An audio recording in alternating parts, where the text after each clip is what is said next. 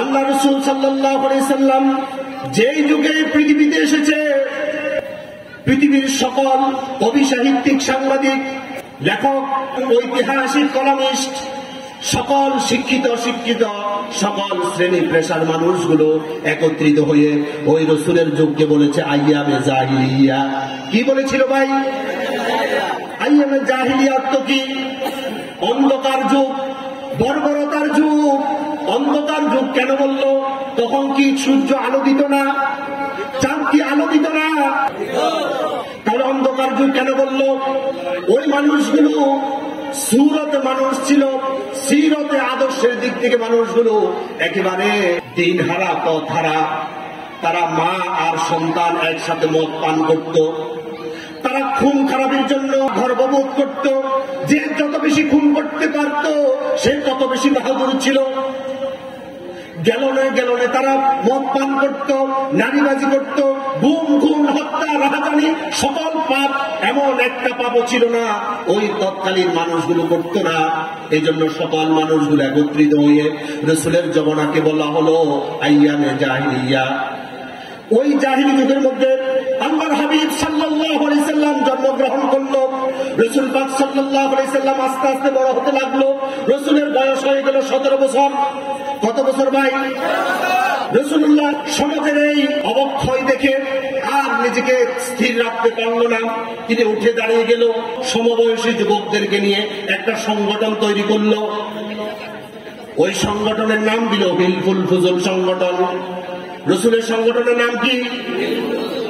রাসূল পাক সাল্লাল্লাহু আলাইহি সাল্লাম সমবয়সী যুবকদেরকে নিয়ে হিলফুল ফুজুল সংগঠনের মাধ্যমে প্রত্যেকটা মানুষের ধারে ধারে গিয়ে দাওয়াতি কাজ শুরু করলো। আমার ভাইরা, তোমরা হত্যা করো না, রাহাজানি করো না, চুরি করো না, ডাকাতি করো না, জেনা ব্যভিচারে লিপ্ত হইও না। রাসূলুল্লাহ এভাবে দাওয়াত দিতে দিতে রাসূলের বয়স হয়ে গেল 40 বছর। কত বছর? 17 থেকে 40 পর্যন্ত কত বছর হলো? 23 বছর। রাসূলুল্লাহ দেখলো একজন মানুষও রাসূলের দাওয়াত গ্রহণ করলো না। রাসূল খুব পেরেশান হয়ে গেল। রাসূলুল্লাহ হেরা পাহাড়ে চলে গেল। ওই হেরা গুহার মধ্যে বসে বসে আল্লাহর কাছে দোয়া করতে লাগলো, আল্লাহ 23টা বছর যুবকদেরকে নিয়ে আমি অক্লান্ত পরিশ্রম করেছি। একজন মানুষকে আমি হেদায়েতের সোনালী অধ্যায়ের মধ্যে তাদেরকে আমি প্রবেশ করাতে পারি নাই। আল্লাহ, তুমি আমাকে সাহায্য করো। আল্লাহ সুবহানাহু ওয়া তাআলা রাসূলের দোয়া কবুল করে নিলেন আর আল্লাহর কোরআন রাসূলের উপর নাযিল করা শুরু করে দিলেন। রাসূলের কাছে চলে এসেছে মহাগ্রন্থ, কালজয়ী চিরন্তন গ্রন্থ, মহানিয়ামত আল্লাহর কোরআন আল্লাহ তাআলা দিয়ে দিল। আল্লাহ রাসূল সাল্লাল্লাহু আলাইহি সাল্লাম কোরআন পেয়ে গেল। 40 বছর থেকে রাসূলুল্লাহ আবার ঘুরে দাঁড়ালো, আবার হাতের মধ্যে আল্লাহর কোরআন নিল। বুকের মধ্যে সাহস নিয়ে আল্লাহর দ্বীন প্রতিষ্ঠার জন্য রাসূলুল্লাহ আবার সামনে এগিয়ে পথ চলা শুরু করলো। রাসূল আবার দাওয়াত দিতে শুরু করলো। রাসূলের বয়স হয়ে গেল 63 বছর। কত বছর? 40 থেকে 63 কত বছর? রাসূলুল্লাহ তাকিয়ে দেখলো 17 থেকে 40 বছর পর্যন্ত প্রথম 23 বছরে একজন আল্লাহ রাসূলের দ্বীন কবুল করে নাই। পাপাচার থেকে তারা নিজেদেরকে নিবৃত করতে পারে নাই। পরের 23 বছরে লক্ষ লক্ষ মানুষ হেদায়েতের আলোয় আলোকিত হয়ে গেল। এটার কারিশমা কার? আল্লাহর কোরআনে। আমরা এই কথা বলতে চাই, কোন দল কোথায় যাবে, কোন নেতা কি করবে, এটা আমার দেখার বিষয় নয়। আমার কথা হচ্ছে দল বদল হবে, নেতা বদল হবে, নেতৃত্ব বদল হবে, আল্লাহর কোরআনের আইন বদল হবে না। ঠিক নাকি? রাসূল পাক সাল্লাল্লাহু আলাইহি সাল্লাম দেখল প্রথম 23 বছর একজনও হেদায়েতের পথে আসে নাই। দ্বিতীয় 23 বছরে যখন রাসূলুল্লাহ কোরআন হাতে নিয়ে আল্লাহর দ্বীন প্রতিষ্ঠার কাজে নিজের জীবন যৌবন সবকিছু ঢেলে সাজানোর জন্য তিনি দাওয়াতি ময়দানে অবতীর্ণ হলো। দ্বিতীয় 23 বছরে কোরআনের আলোয় লক্ষ লক্ষ মানুষ হেদায়েত পেয়ে গেল। এবার রাসূলুল্লাহ বলল, খায়রুল কুরুনি করনি, সর্বশ্রেষ্ঠ যুগ আমার যুগ। ও পৃথিবীর মানুষরা শুনে রাখো, রাসূলুল্লাহ ওপেন চ্যালেঞ্জ করলো, পৃথিবীর সকল কবি, সাহিত্যিক, সাংবাদিক, ঐতিহাসিক, কলামিস্ট, শিক্ষিত অশিক্ষিত সকল শ্রেণী পেশার মানুষ তোমরা বলেছিলে আমার যুগ আইয়ামে জাহিলিয়ার যুগ, আমি রাসূল কোরআন দিয়ে এমন একটা পরিবেশ তৈরি করেছি, আমি সাক্ষ্য দিচ্ছি আমার যুগ সর্বশ্রেষ্ঠ যুগ। আল্লাহু আকবার।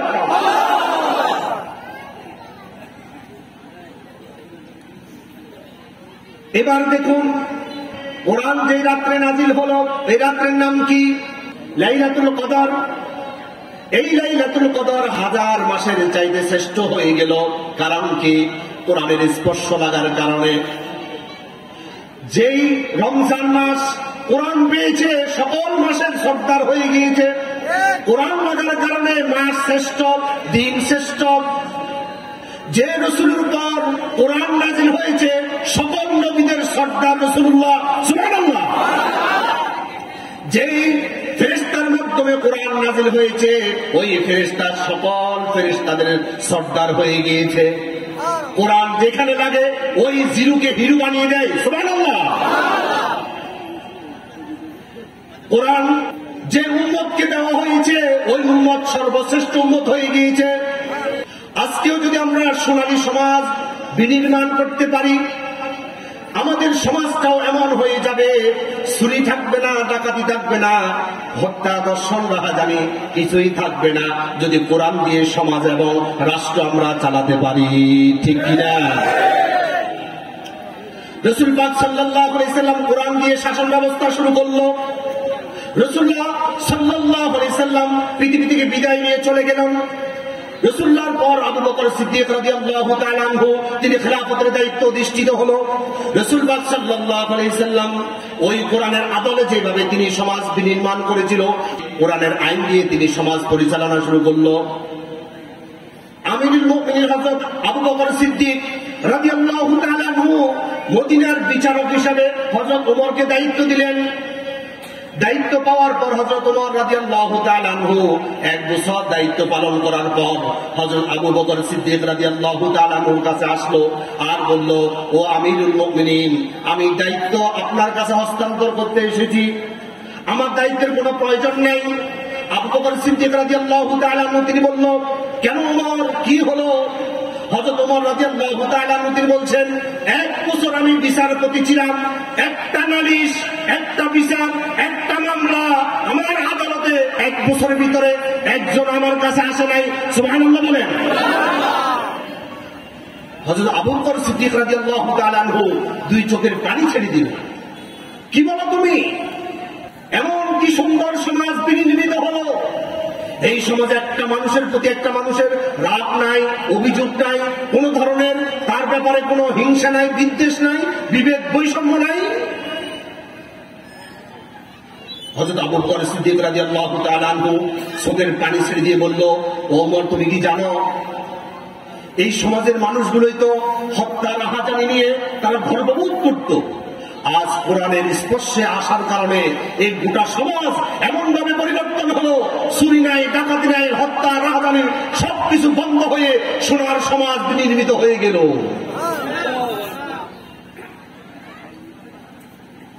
হযরত আবু বকর বলল, তোমার কাছে বিচার দিবে কে? বিচার দেওয়ার মানুষ এটা নাই। একে অপরের জন্য বাই বাই হয়ে গেল তারা। একজন মানুষ যখন অসুস্থ হয় ওই মানুষটাকে দেখার জন্য সবাই মিলে ফল ফ্রুট নিয়ে, কেউ ডাক্তার নিয়ে, কেউ কবিরাজ নিয়ে, কেউ ওষুধপত্র নিয়ে ওই প্রতিবেশীকে দেখতে যায়। এই পরিবেশ পরিস্থিতি দেখে যে অসুস্থ মানুষ সে এমনি সুস্থ হয়ে যায়। কেউ যদি বিপদে পড়ে কোনো সাহায্য চায়, তার প্রয়োজন 5,000 টাকা, মানুষ এমন ভাবে সাহায্য করে তার হয়ে যায় 50,000 টাকা।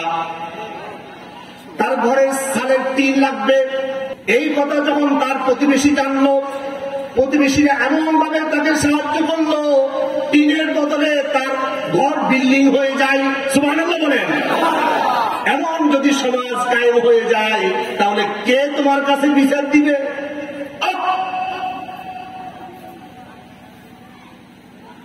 আমরা দেখতে পাচ্ছি বাংলাদেশ স্বাধীনতার পর থেকে পর্যন্ত অর্ধ শতাব্দী পেরিয়ে গেল, আজ পর্যন্ত ব্রিটিশ আইন থেকে বের হয়ে আল্লাহর কোরআনের আইন প্রতিষ্ঠা করতে আমরা এখনো পারি নাই। ঠিক কিনা? আল্লাহর আইন হচ্ছে চোর যখন ধরা পড়বে তার হাত কেটে দাও। ব্রিটিশ আইন হচ্ছে তাকে জেলে দাও। কেউ যদি অবিবাহিত অবস্থায় জেনা করে তাকে 100 বেত লাগাও। ব্রিটিশ আইন হচ্ছে না, তাকে জেলে দাও। আমরা দেখতে পাচ্ছি ব্রিটিশ আইন দিয়ে অর্ধ শতাব্দী পার হয়ে গেল, এখন পর্যন্ত চুরি কি বন্ধ হয়েছে? এখন কিছু নাস্তিকরা তারা বলে যে এটা বর্বর আইন, একটা মানুষ চুরি করলো তার হাত কাটি দিবে, এটা তো হয়? ইসলামী সরকার যদি প্রতিষ্ঠা হয়ে যায়, সরকার প্রত্যেকটা জনগণের খাদ্য, বস্ত্র, বাসস্থান, শিক্ষা, চিকিৎসা, এই 5টা ফান্ডামেন্টাল রাইটস, মৌলিক চাহিদা পূরণ করবে সরকার নিজে। শুধু তাই নয়, একটা চোর ধরা পড়লো তাকে জিজ্ঞাসাবাদ করা হবে, তুমি কেন চুরি করলে?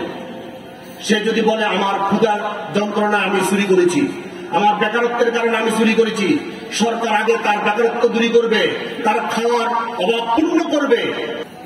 সরকারি তহবিল থেকে সে যদি যুবক হয় তার কর্মসংস্থানের ব্যবস্থা করে দিবে। ওই চোর যদি বৃদ্ধ হয় তাকে বৃদ্ধ ভাতার ব্যবস্থা করে দিবে। এরপর তাকে বলা হবে তুমি নেক্সট টাইম আর চুরি করবে না। এরপরে যদি আবার চুরি করে, আবার তাকে প্রশ্ন করা হবে কেন তুমি চুরি করলে? সে যদি সঠিকভাবে ব্যাখ্যা দিতে না পারে তখন তার হাত কাটা হবে। হাত কাটা হবে কিভাবে? সকল মানুষগুলো জড়ো হবে একটা মাঠে, একটা ময়দানে, সকল মিডিয়াগুলো একসাথে হবে, সবাই দেখবে চুরির শাস্তি হচ্ছে আল্লাহর আইন দিয়ে হাত কাটা হবে।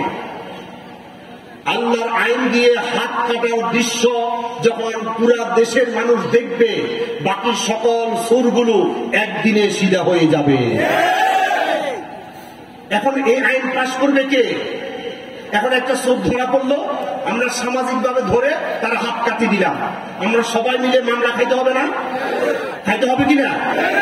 আমরা তো পারবো না, এটা সংসদ থেকে আইন পাশ করে আসতে হবে। আগামী জানুয়ারির 1 তারিখ থেকে আল্লাহর বিধান 6 নম্বর সূরা, সূরা মাইদা 38 নম্বর আয়াত, ওয়াসারিকু ওয়াসারিকাতু ফাকাতু আইদিয়াহুমা, চোর পুরুষ হোক, চোর নারী হোক, তার হাত কেটে দেওয়া হবে। আগামী 1 তারিখ থেকে এটা কার্যকর হবে। সকল টিভি চ্যানেলগুলোর মধ্যে এটা প্রচার করে দেওয়া হবে। প্রচার করে দেওয়ার পর এটা কার্যকরী শুরু হবে। এখন এটা যদি আমরা করি আমরা মামলা খাবো, কিন্তু সংসদ থেকে যখন পাশ হয়ে আসবে তখন প্রশাসন নিজেই এটা করতে বাধ্য থাকবে, ঠিক কিনা? এখন আমরা সবাই নেতাদেরকে সংসদে ঢুকেছি তাদেরকে যারা নিজেরাই চোর, ঠিক না? তারা চিন্তা করে যদি কোরআনের এই আইন পাশ হয়ে যায়, চুরি করলে হাত কাটা যাবে, তাহলে আমরা নিজেরাই তো একটা হাতও নিয়ে এই দেশ থেকে পালাতে পারবো না, ঠিক না? আমরা দেখেছি যারা দেশ প্রেম বলে বলে চিৎকার চেঁচামেচি করত, তারাই এই দেশ থেকে পালিয়েছে। যদি আল্লাহর আইন বাস্তবায়ন হতো, আল্লাহর আইন দিয়ে পৃথিবী চলতো, এ দেশ চলতো, একজনও তার পুরা হাত নিয়ে পালাতে পারত না। জেনা করলে 100 বেত, 24 নম্বর সূরা, সূরা নূরের 2 নম্বর আয়াত, আয-যানিয়াতু ওয়াজ-যানি ফাজলিদু কুল্লা ওয়াহিদিন মিনহুমা মিয়াতা জালদা। মিয়াতুর অর্থ কি? 100। মিয়াতা জালদা, 100 বেত লাগাও। সবার সামনে 100 বেত দেওয়া হবে। এই দৃশ্য যারাই দেখবে, যত জেনাকার আছে সবগুলো একদিনে সিধা হয়ে যাবে, ঠিক না? এই আইন সংসদে পাশ করবে কারা? সংসদ যারা চালাচ্ছে প্রত্যেকের সাথে পরকীয় প্রেম আছে না নাই? তারা বুঝে জাতে মাতাল তাদের ঠিক। তারা মনে করে যে এই আইন যদি বাংলাদেশের পাশ হয়, প্রথমে আমার পিঠের চামড়া থাকবে না। প্রিয় ভাইয়া, একেবারে ইমানের দাবিতে একেবারে নিরপেক্ষ ভাবে একটা কথা আমাকে বলেন, এই কোরআনটা কার? এতটুকু বিশ্বাস আমাদের সবার আছে কিনা? এই কোরআনের মধ্যে যত কথা আছে সবগুলো কার? এইখানে যে আল্লাহ ব্যতীত আর কোন কথা নাই, এটার উপর সবাই ঈমান আছে তো? আছে। এখন এই কথাগুলো বাস্তবায়ন করার জন্য আমাদেরকে আল্লাহ তাআলা খলিফা বানাইয়া পৃথিবীতে পাঠালেন। আমি আগেও বলেছি আল্লাহ তাআলা আকাশে খলিফা প্রেরণ করেন নাই, খলিফা দেন নাই, সেখানে আল্লাহ তাআলা ডাইরেক্ট হুকুম দিয়ে ডাইরেক্ট তার আইন চালাচ্ছেন। সাগরে কোনো খলিফা দেয় নাই, সেখানে আল্লাহ সুবহানাহু ওয়া তাআলা নিজেই হুকুম দিয়ে নিজেই তার আইন বাস্তবায়ন করছেন। কিন্তু পৃথিবীর জমিনে সংসদে কে পাশ করবে কে পাশ করবে না এটা আল্লাহ দেখার বিষয় নয়। আল্লাহ তাআলা কোরআন দিল আর তোমাদেরকে খেলাফতের দায়িত্ব দিল। সংসদে তোমরা প্রত্যেকে মিলে খেলাফতের দায়িত্ব যদি তোমরা ধরে রাখতে চাও তাহলে আল্লাহর বিধানকে সংসদে ঢুকাইতে হবে আর এই দেশকে আল্লাহর কোরআনের রঙে রঙিন করতে হবে। এই কোরআনের প্রত্যেকটা কথা, এই প্রত্যেকটা কথা কার? আল্লাহ বলেছেন চোর ধরা পড়লে হাত কাটা হবে, জেনাপুর ধরা পড়লে ব্যাট মারা হবে। আচ্ছা, আমার আল্লাহ কি এই কথাগুলো বলেছেন অপ্রয়োজনীয় না প্রয়োজনে? আমার আল্লাহ কি অপ্রয়োজনীয় কথা বলতে পারে? আমার আল্লাহর শান এটা মানায় না। আমার আল্লাহ অহেতুক অপ্রয়োজনীয় কথা বলতে পারেন না। এই ঈমান প্রত্যেককে আগে ধারণ করতে হবে। আমার আল্লাহ অপ্রয়োজনীয় একটা কথা বলে নাই। সুতরাং আমার আল্লাহ যদি প্রয়োজনীয় কথা বলেই থাকে, আল্লাহর প্রত্যেকটা বিধান প্রত্যেকটা সমাজে প্রত্যেকটা সময় প্রত্যেকটা ক্ষেত্রে বিধানকে বাস্তবায়ন করা এটা কি প্রয়োজনীয় না অপ্রয়োজনীয়?